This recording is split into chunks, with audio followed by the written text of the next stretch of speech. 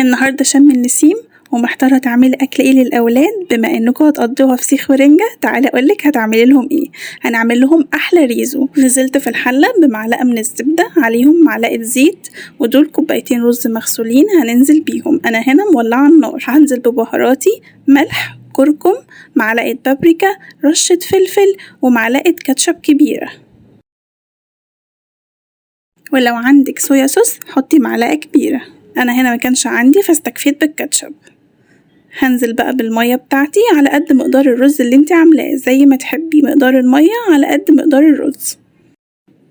هديله تقليبة وهسيبه يتشرب. أول ما هيتشرب معايا هكون مقطعة بصلة مكعبات وهنزل بيها، بس بعد ما يتشرب. هو خلاص اهو اتشرب، نزلت بالبصلة واديته تقليبة وههدي النار وهسيبه يستوي براحته.